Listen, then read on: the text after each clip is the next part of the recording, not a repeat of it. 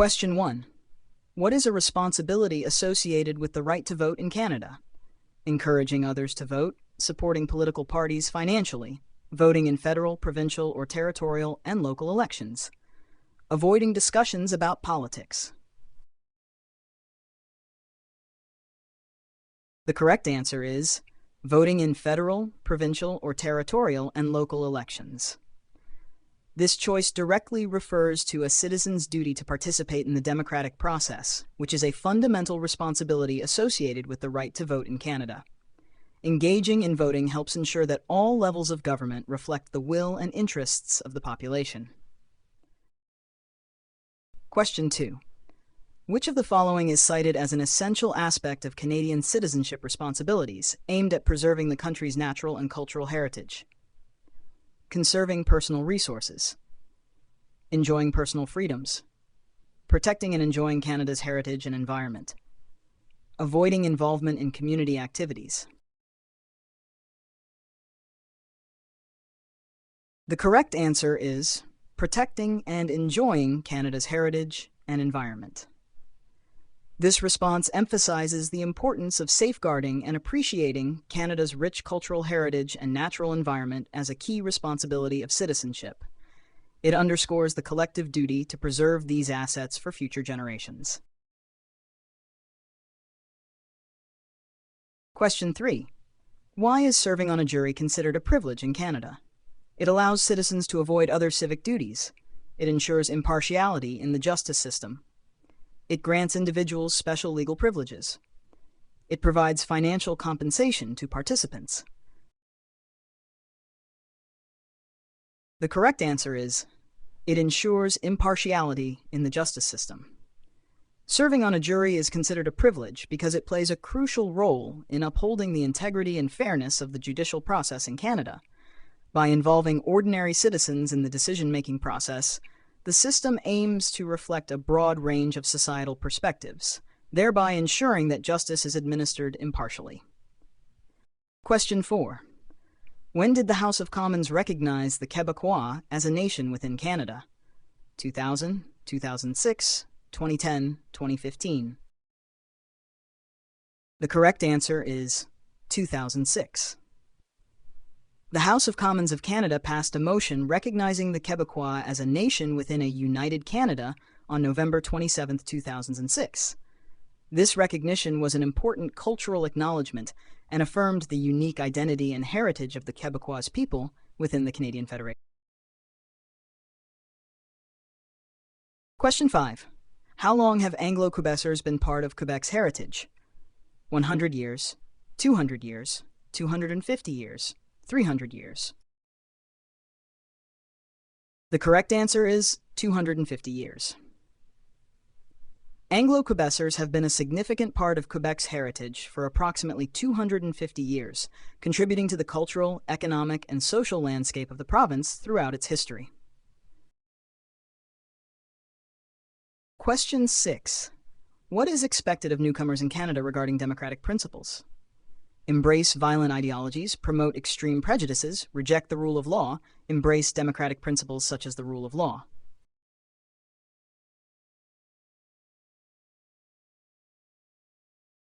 The correct answer is embrace democratic principles such as the rule of law. This highlights the expectation for newcomers in Canada to uphold and respect the fundamental democratic values that are integral to Canadian society, including justice, fairness, and equality before the law.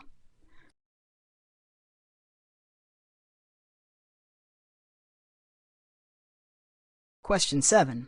What should immigrants to Canada leave behind regarding their past experiences?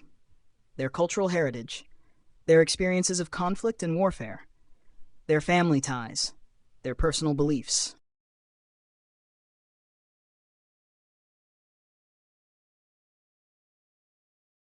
The correct answer is their experiences of conflict and warfare. This response reflects the expectation that immigrants to Canada should leave behind any past involvement in conflicts or warfare, aligning with the Canadian values of peace, order, and good government. Embracing a peaceful lifestyle is encouraged as part of integrating into the diverse and inclusive society of Canada.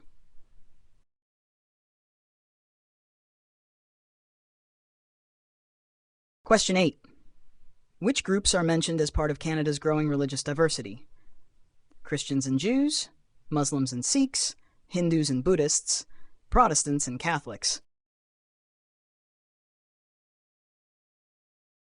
The correct answer is Muslims and Sikhs. This reflects the increasing diversity of Canada's religious landscape, highlighting the significant and growing presence of Muslim and Sikh communities within the country's multicultural fabric.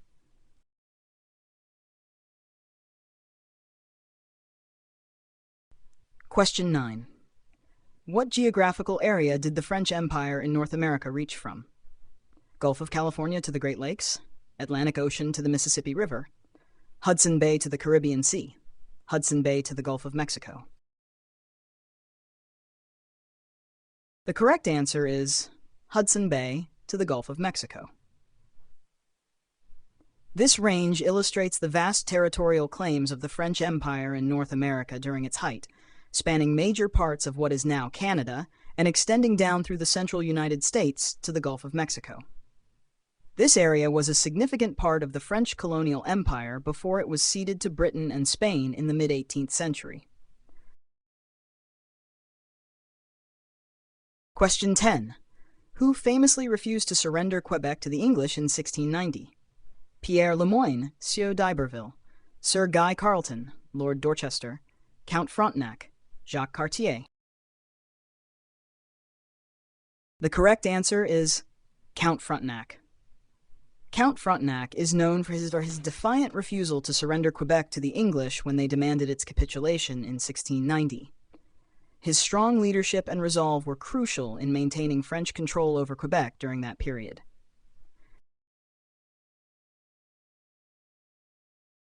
Question 11. What was Count Frontenac's defiant response when asked to surrender Quebec?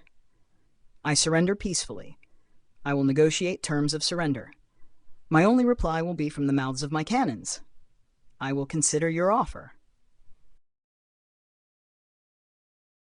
The correct answer is, my only reply will be from the mouths of my cannons. This famous quote from Count Frontenac reflects his strong and defiant stance against surrendering Quebec to the English during the siege of 1690.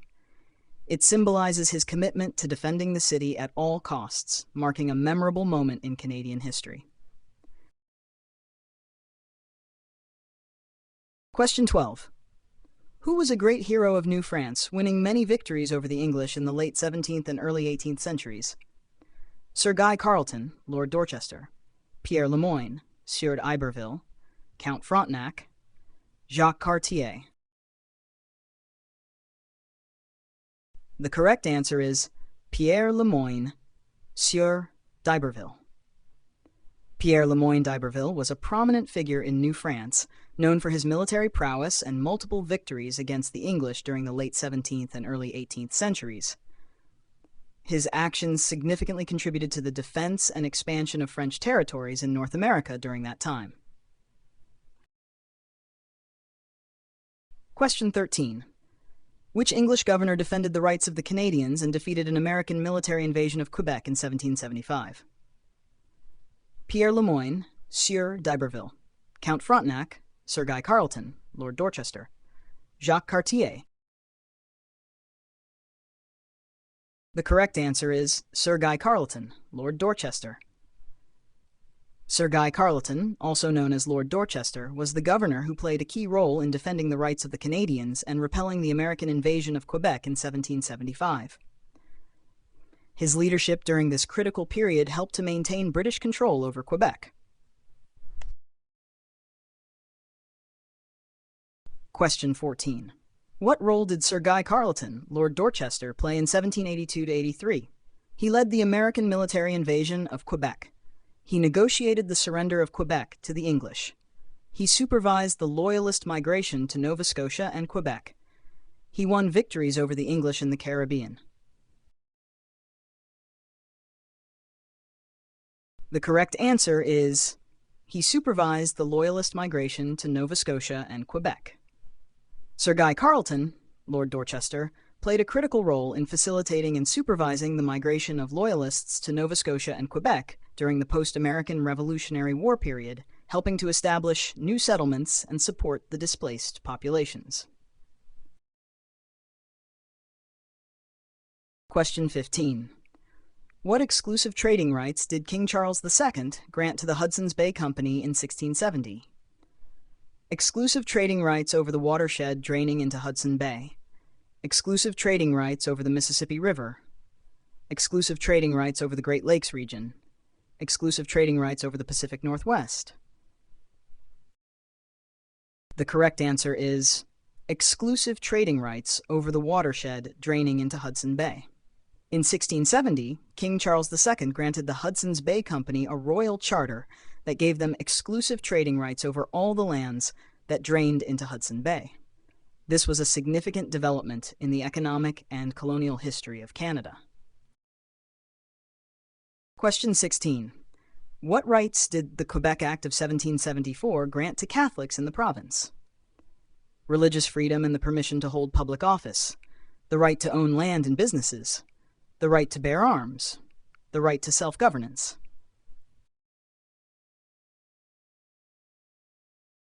The correct answer is religious freedom and the permission to hold public office. This law was significant as it allowed Catholics in Quebec, which had been under French control before being ceded to Britain, to participate more fully in public life and governance under British rule. This act was part of the efforts to stabilize and integrate the province following its acquisition by the British. Question 17. What legal systems did the Quebec Act restore and maintain in Quebec? French civil law and British criminal law, English common law and French criminal law, Indigenous customary law and British civil law, Canadian statutory law and American criminal law. The correct answer is French civil law and British criminal law. The Quebec Act of 1774 restored and maintained the French civil law system for private law matters such as property and contracts, while British criminal law was established for public law matters such as criminal offenses. This duality aimed to accommodate the legal traditions of both French and English settlers in Quebec. Question 18. What event occurred in 1776 that led to the formation of the United States and the migration of Loyalists to Nova Scotia and Quebec? What event occurred in 1776 that led to the formation of the United States and the migration of Loyalists to Nova Scotia and Quebec? The Declaration of Independence by the 13 British colonies to the south of Quebec. The signing of the Treaty of Paris, the Louisiana Purchase. The Boston Tea Party. The correct answer is the Declaration of Independence by the 13 British colonies to the south of Quebec. In 1776, the 13 British colonies in North America declared their independence from British rule through the Declaration of Independence. This event led to the formation of the United States as a sovereign nation. As a result of the American Revolutionary War and the political unrest, many Loyalists who remained loyal to the British Crown migrated to British North America, including Nova Scotia and Quebec. Question 19. Who were the individuals loyal to the Crown, known as Loyalists, who fled the oppression of the American Revolution to settle in Nova Scotia and Quebec? More than 40,000 people. More than 10,000 people. More than 100,000 people. More than 1,000 people. The correct answer is more than 40,000 people. During the American Revolution, more than 40,000 Loyalists who remained loyal to the British Crown fled the oppression and persecution in the newly formed United States. They sought refuge in British North America, particularly in Nova Scotia and Quebec, where they hoped to continue their allegiance to the British monarchy. Question 20.